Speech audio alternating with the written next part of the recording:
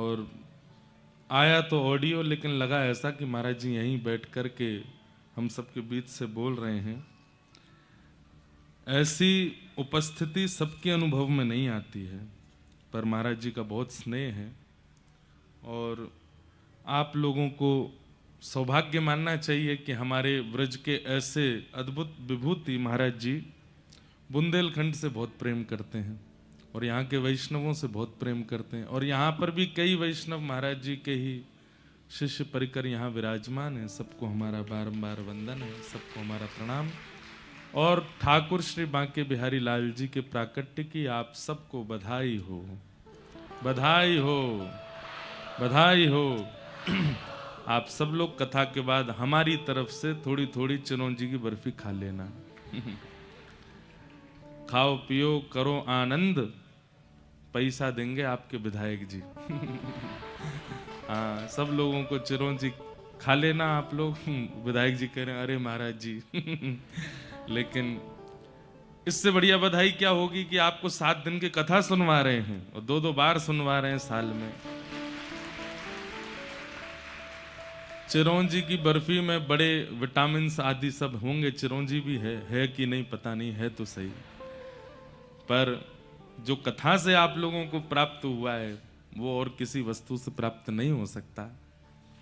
तो ये सबसे बड़ी बधाई है, एक प्रकार से बिहार पंचमी की बधाई। ये कोई नियोजित नहीं था, पर आज हो गया कि बिहार पंचमी की श्री बिहारी जी के प्राकट्य की बधाई के रूप में ये कथा आपको सागर वासियों को विधायक जी की ओर से दी गई है कि भैया आप लोग बधाई मना लो, लाल जी का मंगल प्राकट्य दिवस।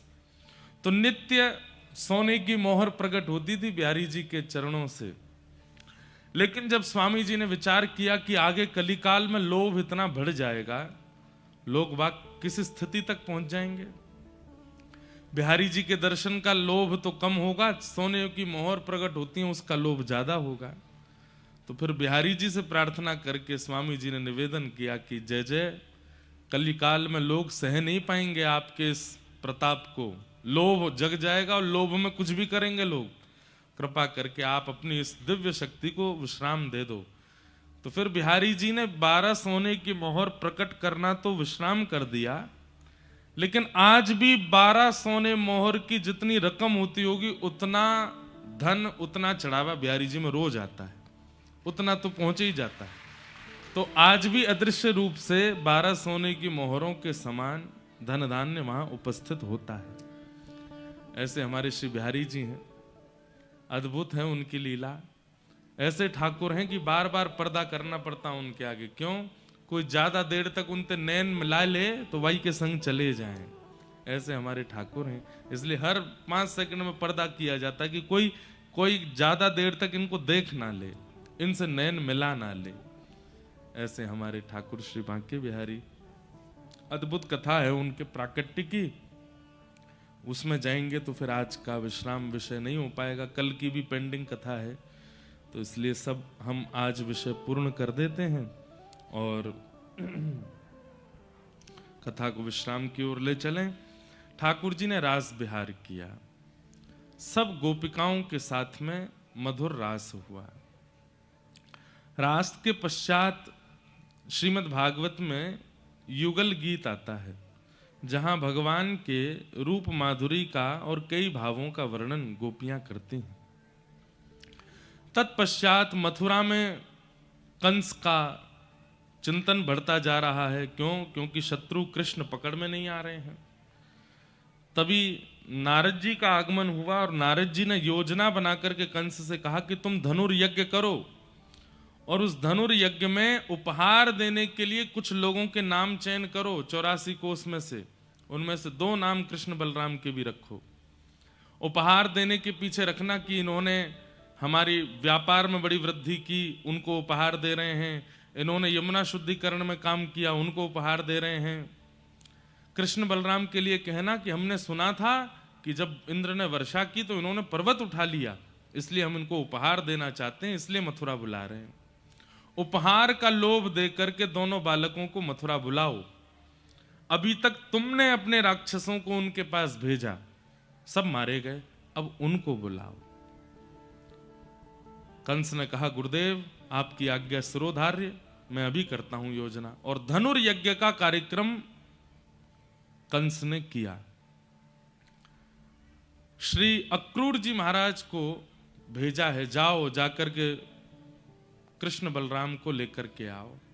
पूछें क्यों बुला रहे हैं तो कहना उपहार देना है, पुरस्कार देना है। अक्रूर जी महाराज वृंदावन को निकले। ठाकुर जी गौचारण करके जा रहे थे। जैसे ही स्वर्ण रथ को मथुरा की ओर से आते हुए देखा, ब्रजवासी सब घबरा गए। हर बार राक्षस आते थे, इस बार स्वर्ण रथ में बैठ के कौन आया है? अक्रूर जी महाराज आए, ब्रजवासियों की भीड़ लग गई, भैया मथुरा से कोई मंत्री आया है, क्या खबर लेके आया? चारों तरफ लोग इकट्ठे हो गए। एक पेड़ के नीचे बैठ करके नंद बाबा ने कही, कहो भैया अक्रूर कैसे आए? पत्र पढ़ के सुनाया कि महाराज कंस ने पत्र लिख करके भेजा है कि आपके दोनों पुत्र कृष्ण बलराम ने इंद्र की वर्षा से व्रजमंडल की रक्षा की, इसलिए हम उनको पुरस्कृत करना चाहते हैं और दोनों बालकों को मथुरा बुला रहे हैं। मथुरा का नाम सुनते ही ब्रजवासी घबरा गए। सब ब्रजवासियों के चित्त में आई, हमें कोई पुरस्कार ना चाहिए, हमें कोई उपहार ना चाहिए। और लाला तू तो मना कर दे, कोई उपहार नहीं चाहिए, कहीं ना जाएगो हमारो लाला, और वह दुष्ट कंस के पास तो बिल्कुल ना जाएगो। ठाकुर जी चाहते तो हैं कि मैं हामी भर दूं, लेकिन ठाकुर जी को याद आ रही है। 2 दिन पहले नारद जी ठाकुर जी के पास आए थे और ठाकुर जी से आके कह के गए, भगवान इतने प्रेम इतने भाव से आप लीला ब्रजमंडल में कर रहे हो, कंस को कब मारोगे? कंस को मारना है, काल नेमी का वध करना है, जरासंध के साथ 17 बार युद्ध करके रण छोड़ करके द्वारिका जाना है, 16,108 विवाह करने हैं, महाभारत का युद्ध करा करके गीता का ज्ञान देना है। ये सब आप तभी कर सकते हैं जब आप ब्रज से बाहर निकलेंगे, क्योंकि यहां तो आप प्रभुता भूल करके बैठे हो। सत्य मानिए बंधुओं, भगवान नारद जी से कहते हैं, नारद मैं सच बताऊं? बोले क्या? मैं भूल गया था कि मुझे ये सब भी करना है। इन ब्रजवासियों ने इतना प्रेम दिया है, इतना स्नेह दिया है, मैं भूल गयो कि मुकु मथुरा जानो है, ये सब लीला करनी है। नारद तुम देख लो ना, कोई व्यवस्था बन सके। अगर महादेव सृष्टि को संभाल सकें, ब्रह्मा जी मेरी पदवी ग्रहण कर लें, भगवान ब्रह्मा बन जाएं, मुझे छोड़ दें, मैं त्रिलोकी नाथ नहीं बनना चाहता, मैं सदा इन ब्रजवासियों के पास रह लूं, ऐसी कोई योजना नहीं बन सकती? मैं इन ब्रजवासियों को छोड़ नहीं पा रहा हूं। नारद जी महाराज सिर पकड़ करके बैठ गए। बोले, वेद जिनके रों से प्रकट होता है, मीमांसाएं उत्तर मीमांसाएं आदि जिनकी भ्रगुटी टेढ़ी करने मात्र से प्रकट हो जाती हैं, जहां पर मोह आकर्षण लोभ आदि के नाश की बातें कही जाती हैं, ऐसे परमात्मा आज स्वयं लोभ में दिख रहे हैं, स्वयं मोह में दिख रहे हैं, स्वयं आसक्ति में दिख रहे हैं। नहीं नारद, ये लोभ नहीं है, ये मोह नहीं है, ये आसक्ति नहीं है, ये प्रेम है। मैं परमात्मा हूं, मुझे कोई नहीं बांध सकता, पर इन ब्रजवासियों ने इतना प्रेम दिया है मुझे कि मैं बंध गया हूं इनके पास में, मैं कैसे जाऊं यहां से? नारद जी बोले, मैं आपके पास ज्यादा देर नहीं बैठूंगा, आप तो अलग बात कर रहे हैं। ठाकुर जी मुझे कुछ नहीं पता, परसों कंस का मृत्यु देखना चाहता हूं आपके हाथों, कैसे भी करके निकलिए व्रज से, आपको लोक कल्याण जग कल्याण करना है, वृंदावन में रह के नहीं हो पाएगा, क्योंकि यहां आप प्रेम के वशीभूत हैं और ज्ञान और वैराग्य आदि का लक्षण प्रकट होगा ही नहीं। अगर प्रेम प्रधान होगा तो, प्रेम प्रधान होता है तो ज्ञान दिखाई नहीं देता, प्रेम प्रधान होता है तो वैराग्य दिखाई नहीं देता। आपको वृंदावन से निकलना पड़ेगा नाथ। सोचिए बंधुओं, ठाकुर जी उनको 3 दिन तक नींद नहीं आई कि मैं व्रज से कैसे जाऊं। आज जब अक्रूर जी महाराज ने आकर के कहा कि आपको पुरस्कार देने के लिए मथुरा बुलाया है, सब ब्रजवासी कहने लगे हमारे लाला पुरस्कार ना चाहिए, हमारो लाला कहीं ना जाएगो, अक्रूर जी तुम वापस लौट जाओ, कंस ते मना कर दो, हमें पुरस्कार ना चाहिए। ठाकुर जी चुपचाप बैठे हैं।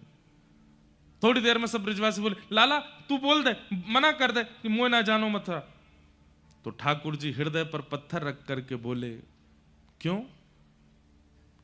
आप सबके बालक कोई अच्छा काम करें, उनको पुरस्कार मिले तो सब भेज देते हो, और मैं केवल तुम्हारे काजे कालिया नाग मार तो डोलूं, तुम्हारे काजे गिरिराज जी उठा तो डोलूं, तुम्हारी गैया ने चराऊं,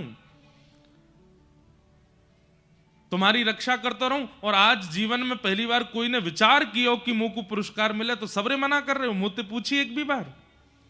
ब्रजवासी स्तब्ध रह गए ठाकुर जी की बात सुन के। ठाकुर जी मन से नहीं बोल रहे हैं, ना लाला हमें तो यूं लगी कि तू मथुरा जाएगो, 2 दिन के कट जाएगो, हमारे बिना कैसे रहेगो? क्यों? मैं क्यों ना रहूंगो, मैं तो जाऊंगो, मैं पुरस्कार लेके आऊंगो।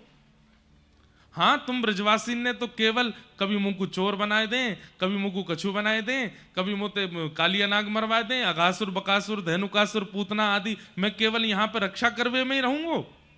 अरे पुरस्कार मिले सब जामे, मैं भी जाऊंगो। ब्रजवासियों के नेत्र सजल हो गए। लाला हमने यहाँ मारे ना कही, हम तो यहाँ मारे कह रहे कि तू हमारे बिना कैसे रहेगो? क्यों? मैं क्यों नहीं रहूंगो? मैं घर में ही बूढ़ा होऊंगो का?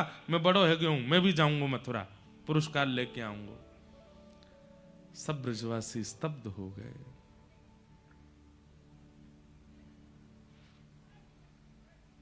थोड़ी देर में ठाकुर जी ने अपनी भाषा थोड़ी नरम की। ब्रजवासी ने बोले अरे 2 दिन की तो बात है, मैं आ जाऊंगा ना परसों। ब्रजवासी बोले ना ना लाला, अब हम कछु कहेंगे तो को बुरी लग जाएगी, तू चलो जा, तू प्रेम से पुरस्कार लेके आ। और भैया सुन लो सबरे, आज के बाद कोई राक्षस आवेगो मृत्यु स्वीकार कर लेंगे, लेकिन लाला को आगे नहीं करेंगे। ठाकुर जी बोले अरे तुम सब तो बुरा मान रहे हो, मैंने या भाव से थोड़ी कही, मैं तो या मारे कह रहा हूं सबके बालकन को पुरस्कार मिले तो मैं क्यों नहीं जाऊं।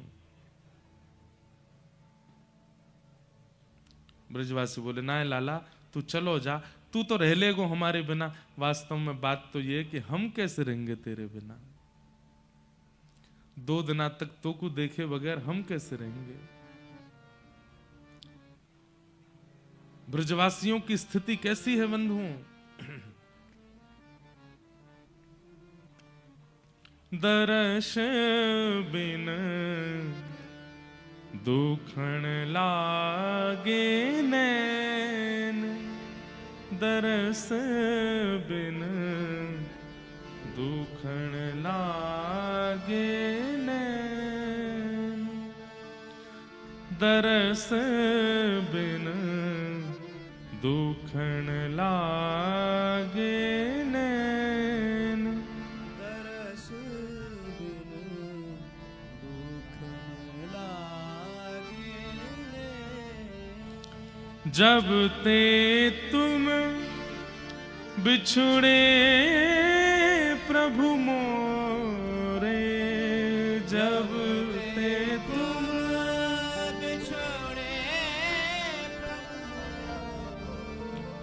कबहु न पायो चैन, हाँ कबहु न पायो चैन, दरस बिन दुखण लागे नैन, दरस बिन दुखण लागे नैन। मीराबाई का पद है। कल ना परत पल हरि मग जोवन, कल ना परत पल हरि मग जोवन, भई क्षमा सिरैन, भई क्षमा सिरैन। मीरा के प्रभु कब्रे मिलोगे, मीरा के प्रभु कब्रे मिलोगे, दुख मेटन सुख दे, दुख मेटन सुख दे, दरस बिन दुखन लागे, दरस बिन दुखन लागे।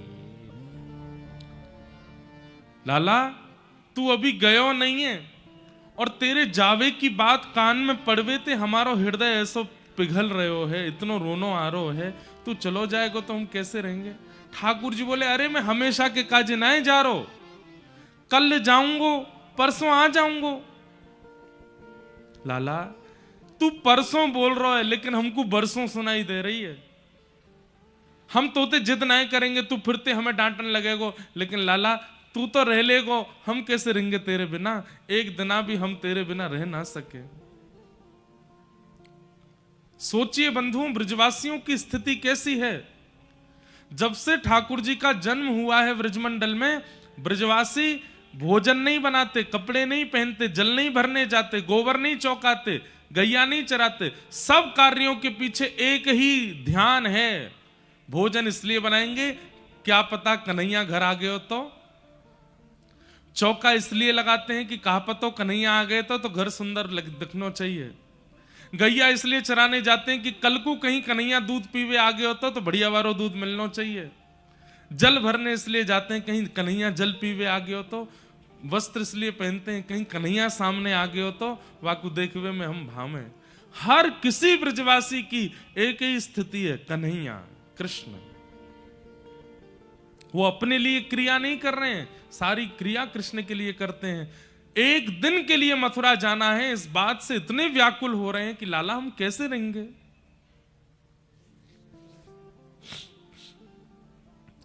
यशोदा मैया आई, लाला का पक्ष लिया, अरे कोई बात ना, लाला को बहुत मन है तो चलो जाएगो, फिर आ जाएगो परसों, नंद बाबा जाएंगे ना साथ में, तुम सबरे ज्यादा मन में कोई विचार मत करो। यशोदा मैया लाला को भीतर ले गई, अपने हृदय से लगायो, और मैया मनी मन पूछ रही है लाला से, लाला तू रह लेगो ना मेरे बिना एक दिन। मैया को था कि ठाकुर जी मना करेंगे, लेकिन ठाकुर जी बोल गए हाँ मैया रह लूंगो। मैया के हृदय में प्रेम प्रकट हुआ, व्याकुल हो गई, हृदय से लगा के सुला दिया ठाकुर जी को। सूर्य उदय जैसे ही हुआ, सब ब्रजवासी द्वार पर ठाड़े हैं, अपनी स्थिति लेकर के खड़े हैं कि कहीं हमारी स्थिति देख के कन्हैया को दया आ जाए और वो नहीं जावे, यहीं रुक जावे। ठाकुर जी तैयार भये, जैसे ही नंद भवन से निकसे, ब्रजवासियों के स्वर नहीं निकल रहे हैं पर अश्रुओं की अविरल धार गिर रही है नेत्रों से। ठाकुर जी सबके हाथ पकड़ते हैं, सबके गालों का स्पर्श करते हैं, सबके सिर पे हाथ फेरते हैं, मैं आ जाऊंगा परसों, मैं परसों आ जाऊंगा।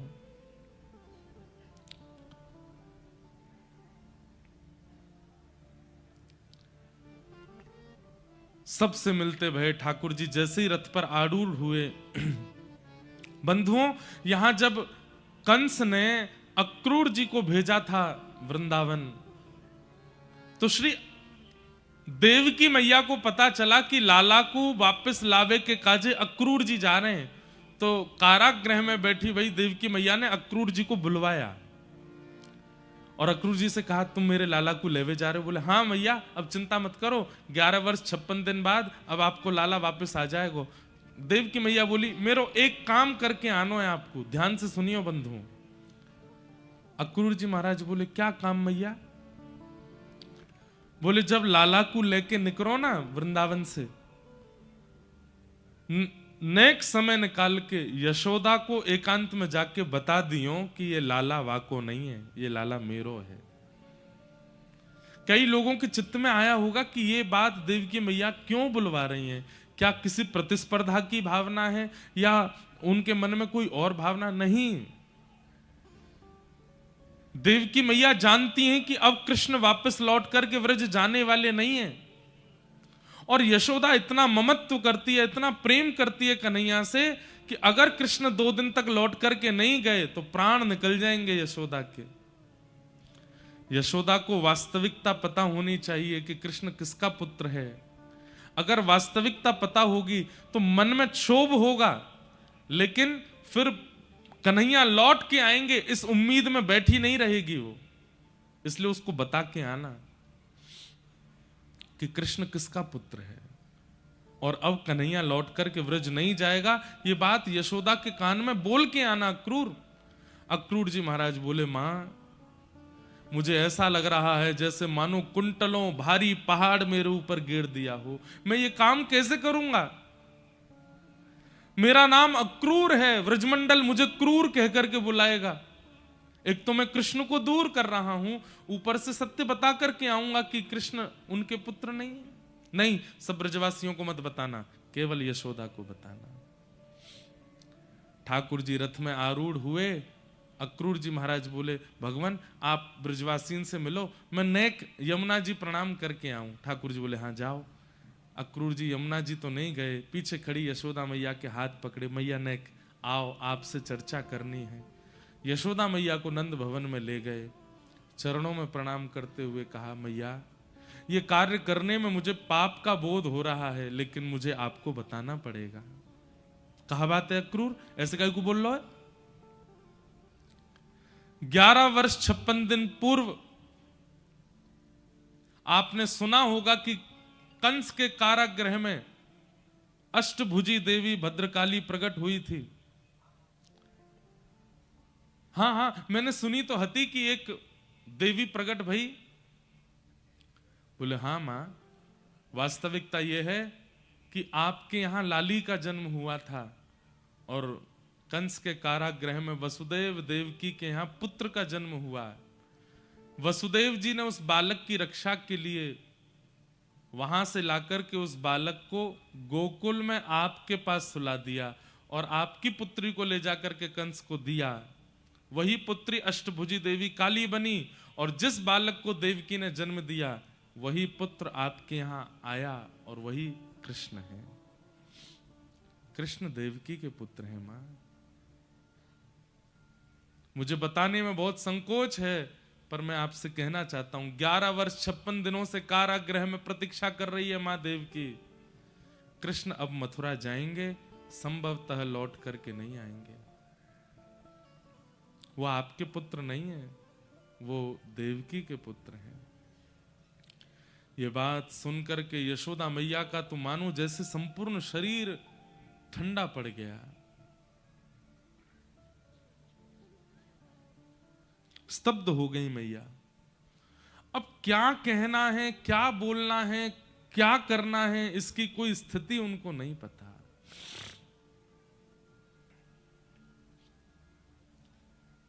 अक्रूर जी महाराज बोले, मैया मुझे आज्ञा दो, अब मैं जाऊं। और प्रणाम करके अक्रूर जी चले गए। मां रोकना चाह रही है पर शब्द नहीं निकल रहे हैं, मानो जैसे देह खड़ा है और आत्मा निकल चुकी हो देह से। ऐसी स्थिति यशोदा मैया की हो गई।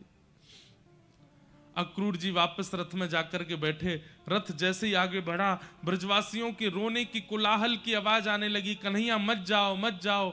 सुनकर के यशोदा मैया व्याकुल हुई, दौड़ी, जैसे तैसे संभाल करके नंद भवन से बाहर आई। कन्हैया रुक जा, अरे मेरे लाला नेक रुक जा। ठाकुर जी के पीछे दौड़ने लगी। ठाकुर जी ने जैसे सुना कि यशोदा मैया दौड़ रही हैं, कूद पड़े चलते रथ से, दौड़ करके मैया से जाके लिपट गए। अरे मैया तू काहे को ऐसे परेशान हुए? अरे मैं आ जाऊंगा ना, तू काहे को ऐसे रो रही है? अब तू ही रोवेगी तो सबन की हालत क्या हो जाएगी। ऐसे मत रोवे मैया, मैं आ जाऊंगा। यशोदा मैया बोली, हाँ लाला मुझको पता है तू आ जाएगा, नेक रुक जा। और यशोदा मैया अपने हाथों से लाला के सर्वांगीण अंग का स्पर्श कर रही हैं। नेत्र कैसे हैं, नासिका कैसी है, केश कैसे हैं, ओष्ठ कैसे हैं, कान कैसे हैं, थोड़ी कैसी है। सर्वांगीण अंग का स्पर्श मानो अपने अंदर ले रही हैं, क्योंकि अब ये स्पर्श दोबारा मिलेगा नहीं। और सर्वांगीण अंग का स्पर्श करते हुए अंत में जैसे ही घुटने छूते हुए मैया ने चरण पकड़े, ठाकुर जी बैठ गए। मैया ऐसा मत करे, ये कहा कर रही है तू?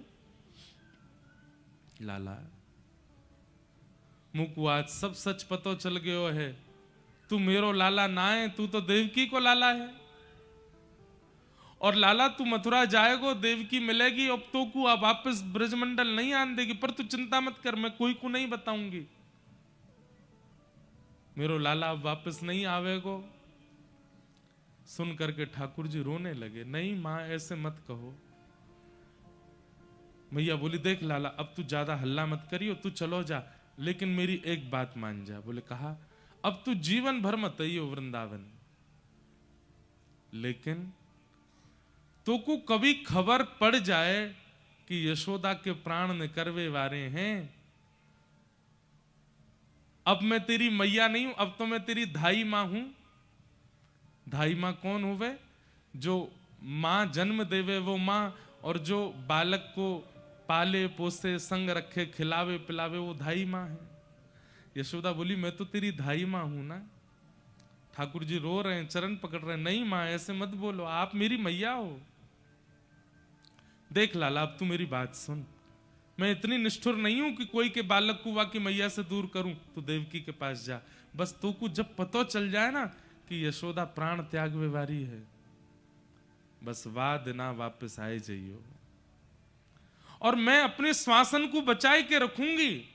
मेरो लाला आवेगो तभी अंतिम श्वास लूंगी, तो को खबर पहुंच जाएगी कि मैं प्राण त्याग वारी हूं, बस आए जाइयो, मैं प्राण नहीं त्यागूंगी। जैसे ही तू सामने आवेगो बस मेरे सर को अपनी गोद में रख लियो, मैं अपने लाला को देखती रहूंगी, या कि रूप माधुरी को दर्शन करती रहूंगी, और देखते देखते तो को देखते देखते प्राण त्याग दूंगी लाला, बस ये मेरी अंतिम इच्छा है, या को पूरी कर दियो, और मैं तो से कछु ना मांग रही। और अपनो ध्यान रखियो लाला, खूब प्रसन्न रहियो। कहते कहते कहते यशोदा मैया बेहोश हो गई। ठाकुर जी की बड़ी विचित्र स्थिति हो गई है। आज परमात्मा को अपनी स्थिति पर संशय हो रहा है कि मैं सच में परमात्मा हूं। ये ब्रजवासियों ने कैसे प्रेम पाश में मुझे बांध लिया है, जिसको कभी कोई आसक्ति नहीं होती, जिसको कभी मोह नहीं होता, जिसको कभी किसी के प्रति आसक्ति नहीं होती, आज वो कैसे बंध गया है इन ब्रजवासियों से। ब्रजवासियों की ओर इशारा किया। ठाकुर जी को ब्रजवासियों ने उठाया, बोले लाला अब तू जा, विलंब मत कर, मैया को हम संभाल लेंगे, तू आई जाएगा परसों। ठाकुर जी बोले हाँ मैं जाऊं। वसुदेव अपने माता पिता को मुक्त किया। 11 वर्ष 56 दिन के लाला होकर के जब पधारे, देव की मैया देख करके तो भाव विह्वल हो गई, बेहोश जैसी होने लगी। ठाकुर जी ने अंक में भर लिया, मैया को होश नहीं आया। वसुदेव जी को ठाकुर जी बोले पिताजी मैया होश में काई क्यों ना आ रही है? बोले लाला एक बार या के कान में यूं कह दे कि तू अब या को छोड़ के कभी नहीं जावेगो, ये अपने आप होश में आ जाएगी। ठाकुर जी ने मैया को अंक में भर के कान में कहा, मैया अब मैं तोसों दूर कभी नहीं जाऊंगो। तुरंत देवकी को चेतना आ गई। बोले लाला अब तू कभी नहीं जाएगो ना? बोले ना मैया नहीं जाऊंगो। ठाकुर जी बड़ी पीड़ा में हैं। यशोदा मैया की याद आती है, यहाँ जन्मदात्री मैया देवकी हैं, कैसे सब संभालें। ठाकुर जी बोले अब मैं मथुरा में ज्यादा दिन रहूंगा तो बहुत विचलित हो जाऊंगा, अब मुझे विद्यालय जाना है पढ़ने के लिए। और 11 वर्ष 2-4 महीना के ठाकुर जी हुए, तब ठाकुर जी ने आज्ञा लेकर के आपके मध्य प्रदेश में विराजमान अवंतिका उज्जैन ठाकुर जी आए, और वहां पर सांदीपनि उपाध्याय जी से ठाकुर जी ने विद्याध्ययन किया। भगवान का मुंडन संस्कार हुआ, चौड़ी चोटी रखी, और यज्ञोपवीत संस्कार करके ठाकुर जी ने फिर वहां पर विद्या अध्ययन प्रारंभ किया। वहीं ठाकुर जी को परम सखा सुदामा जी मिले। सुदामा जी ठाकुर जी के सखा कैसे बने? ये कृष्ण सुदामा मिलन द्वारिका में बाद में हुआ है, पहले मध्य प्रदेश में हुआ है, यहां गुरुदेव के गुरुकुल में हुआ है। यहीं सुदामा जी प्राप्त हुए ठाकुर जी को। बंधुओं सुदामा जी से मैत्री कैसे हुई ठाकुर जी की छोटी सी कथा जल्दी हम सुना दें। ठाकुर जी रोते रहते थे कोने में बैठे, ब्रजवासियों की याद करके, यशोदा मैया की याद में, श्री राधा रानी की याद में। तब सुदामा जी महाराज भगवान जिन जिन को याद करते हैं उनका रूप बनाते थे। पहले तो सुन लेते थे, अच्छा मधुमंगल कैसे चले, ठाकुर जी बताते ऐसे चले। मधुमंगल कहाँ पहने, ये पहने। अच्छा मधुमंगल को मोह कैसो हो, बोले ऐसो है। तो सुदामा जी श्रृंगार करते और मधुमंगल की तरह बन के आते और ठाकुर जी के आगे आगे लाला उसी स्वर में बोलते। ठाकुर जी कहते अरे मधुमंगल तू आए गए हो। ठाकुर जी दौड़ करके सुदामा जी को हृदय से लगाते, पास आके पता चलती है तो सुदामा है। दूर जाने लगते तो सुदामा जी हाथ पकड़े थे, लाला अब देख मधुमंगल तो नहीं आवेगो पर मैं ही मधुमंगल बन जाऊंगो। स्वयं ही श्रीदामा बन जाते हैं। अरे कहां तक कहें, कभी कभी तो स्वयं यशोदा बन करके आ जाते हैं। ठाकुर जी गोद में लेट जाते हैं सुदामा जी की और अंक में भर के कहते हैं मैया मुंह को अपना दूध पिवाए दे। सुदामा जी हृदय से लगा लेते हैं। ठाकुर जी के इतने विरह काल में यदि कोई सहारा बना ठाकुर जी का, बंधुओं यहां ब्रजवासी तो झुंड में हैं, ब्रजवासी तो अनेक हैं। अरे पीड़ा के समय पर यदि बहुत लोग आ जाते हैं ना तो पीड़ा थोड़ी कम होने लगती है, क्योंकि बांट लेते हैं सब में। पर ठाकुर जी के पास तो कोई भी नहीं है, केवल सुदामा है। इसलिए सुदामा के भाव से ठाकुर जी अपनी पीड़ा बांट लेते हैं। इसलिए ठाकुर जी ने परम सखा बना लिया श्री सुदामा जी को। कुछ वर्षों तक गुरुदेव के पास गुरुकुल में अध्ययन किया। अध्ययन पूर्ण करने के बाद भगवान ने सुदामा जी को हृदय से लगाया और कहे सखा अब जल्दी मिलेंगे। और भगवान मथुरा पधारे। मथुरा आते ही भगवान का राजकुमार भेष बना दिया। भगवान ने कहा हम राजकुमार नहीं बनना चाहते, ना हमें राजा बनना ना राजकुमार, नाना जी को ही रहने दो। व्रज की बहुत याद आई तो भगवान ने उद्धव जी को वृंदावन भेजा। उद्धव जी बोल के गए थे कि मैं शाम तक आ जाऊंगा, लेकिन 6 महीने लगे उद्धव जी को। वृंदावन गए तो 6 महीना बाद लौट करके आए।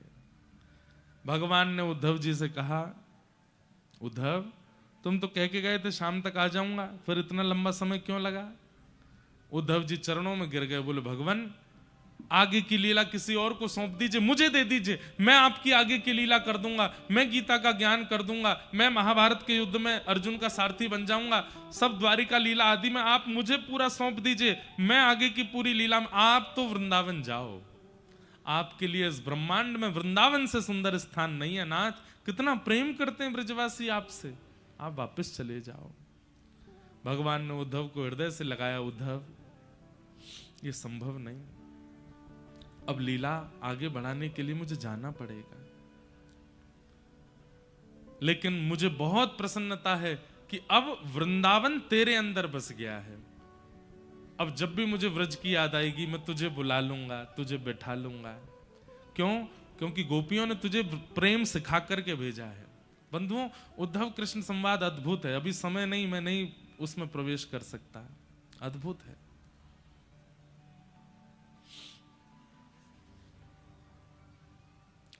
उद्धव जी महाराज वृंदावन से लौट करके आए। ठाकुर जी ने पूरी मथुरा को व्यवस्थित कर दिया। तभी कंस के ससुर जरासंध ने मथुरा पर चढ़ाई कर दी। भगवान ने 17 बार उनको हरा दिया। 18वीं बार जैसी चढ़ाई की, ठाकुर जी ने विश्वकर्मा को आज्ञा की एक नई नगरी का निर्माण करो, क्योंकि ब्राह्मणों को अनुष्ठान पर बैठा के आया, मैं इसको मार नहीं सकता हूं, हम रण छोड़ करके भागेंगे। और समुद्र के बीच में नई नगरी का निर्माण हुआ। ठाकुर जी बलराम जी का हाथ पकड़ करके युद्ध करते करते रण छोड़ करके भागे। ठाकुर जी का नाम पड़ा रण छोड़ राय। बोलो रण छोड़ राय भगवान की, द्वारिकाधीश की। द्वारिका यदुवंशियों को लेकर के ठाकुर जी पहुंचे। वहां जाकर के पुनः उग्रसेन जी का फिर से राज्याभिषेक किया और द्वारिका का राजा भी उग्रसेन को बनाया। लेकिन पूरी द्वारिका नगरी ठाकुर जी को ही राजाधिराज कहती है। हमारे राजा यही हैं। राज पदवी पर उग्रसेन बैठते हैं, पर राजा श्री कृष्ण हैं। बलराम जी का विवाह रेवत राजा की पौत्री के साथ, रेवती के साथ में हुआ। और कुंडनपुर के राजा, विदर्भ के राजा भीष्मक की पुत्री रुक्मणी जी के साथ में भगवान कृष्ण का विवाह हुआ। क्योंकि रुक्मणी जी स्वयं लक्ष्मी हैं और लक्ष्मी श्री कृष्ण की ही है, नारायण की ही है। कृष्ण लक्ष्मी नारायण का विवाह हुआ। अब हम जल्दी जल्दी अपना प्रसंग सब पूर्ण कर देते हैं। भगवान के अष्ट प्रमुख विवाह हुए। भौमासुर राक्षस के यहाँ 16,100 कन्या बंदी थीं, उनको मुक्त करा करके ठाकुर जी ने उनसे भी विवाह किया। तत्पश्चात 16,108 ब्याह हुए। भगवान की दिनचर्या ग्रहचर्या का सब वर्णन किया। सुदामा जी का भगवान से मिलन और द्वारिका की ये मधुर लीला हुई। तत्पश्चात भगवान के यदुवंश को श्राप लगा। क्यों लगा श्राप? क्योंकि स्वयं ठाकुर जी सब यदुवंशियों को समझाते रहते हैं कि भैया सत्संग मत छोड़ा करो, मैं परमात्मा हूं, तुम मेरे परिवारी हो। इस बात में आकर के कथा में जाना, मंदिरों में जाना, अनुष्ठान सत्संगों में जाना बंद मत करो। यदुवंशी बोलते जब परमात्मा हमारे सगे संबंधी हमारे ही परिवार के, तो हमको कथा में जाने की क्या आवश्यकता है? ठाकुर जी कहते हैं परमात्मा साथ है, परंतु जीवन जीने के लिए सत्संग बहुत आवश्यक है। लेकिन यदुवंशियों ने सत्संग कभी किया नहीं। कथा आदि होती भी थी तो कभी कभी जाते थे कथा में, 2 मिनट के लिए मुंह दिखाते और चले जाते, कथा सुनते ही नहीं थे। लोग बाग कहते आप कथा सुना कीजिए, तो यदुवंशी कहते हमको क्या जरूरत है, ठाकुर जी हमारे फूफा लगते हैं, ठाकुर जी हमारे मामा लगते हैं, किसी के चाचा लगते हैं।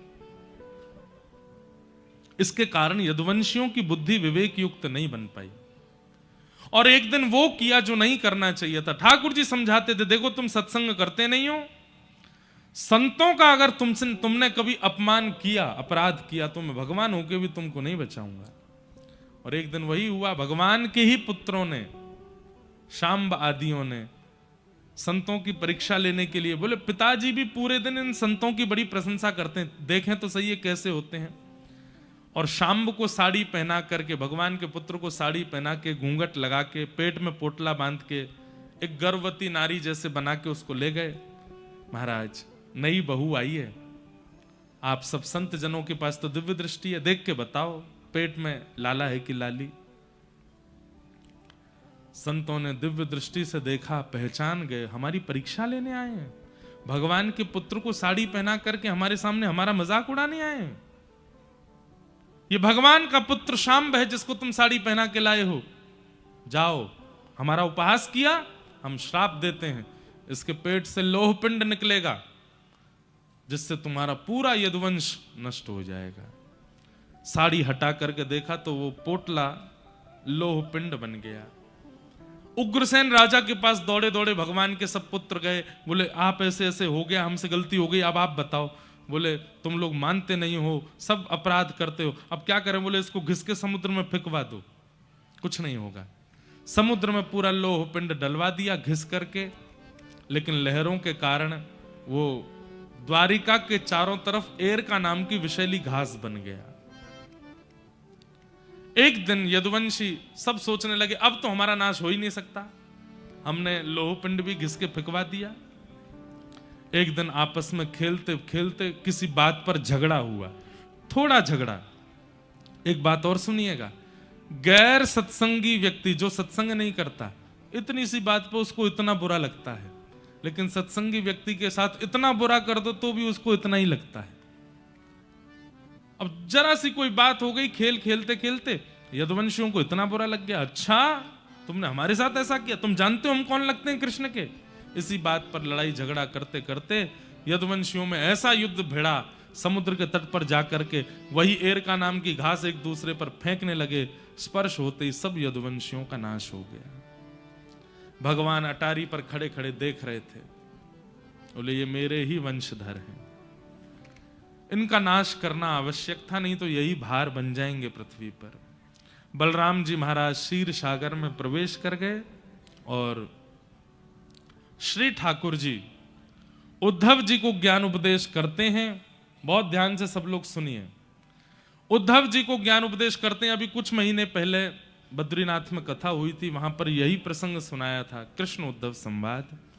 भगवान ठाकुर जी ने उद्धव जी को उपदेश किया और उपदेश के उपरांत उद्धव जी ने कहा नाथ आप चले जाएंगे तो हम कैसे रहेंगे, भगवान ने कहा मेरी ओर देखो उद्धव, ध्यान से देखो।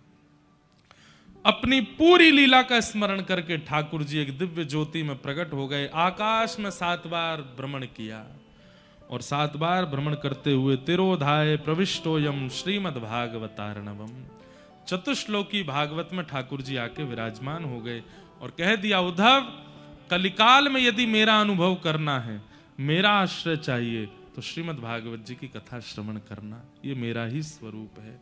मैं ही साक्षात भागवत के रूप में विराजमान रहूंगा। वही चतुश्लोकी भागवत लेकर के श्री उद्धव जी महाराज निकल पड़े बद्रिकाश्रम।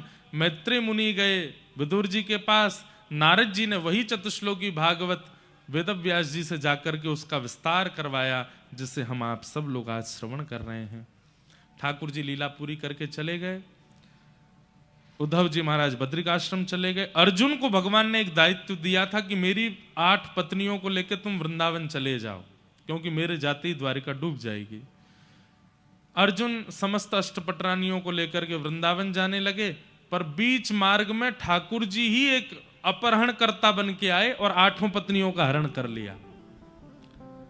अर्जुन अपने गांडीव धनुष को चलाता रह गया, लेकिन पकड़ ही नहीं पाया। भगवान ने अर्जुन को भी बता दिया, गांडीव धनुष बलवान नहीं है, मैं साथ था इसलिए गांडीव धनुष बलवान था, मेरे बिना गांडीव धनुष भी किसी काम का नहीं। क्योंकि अर्जुन को भी एक सूक्ष्म लोभ और अहम था कि मैं गांडीव धनुषधारी अर्जुन हूं। ठाकुर जी ने वह मोह भी दूर कर दिया अर्जुन का। अर्जुन ने जाके पांडवों को बताया कि भगवान लीला पूरी करके चले गए। पांडवों ने परीक्षित को राजा बना दिया।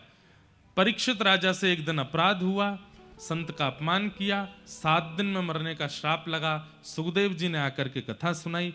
आज 7वां दिन, कथा विश्राम। सुखदेव जी ने परीक्षित से पूछा, परीक्षित मैंने तुम्हें 7 दिन तक कथा सुनाई, क्या समझ में आया?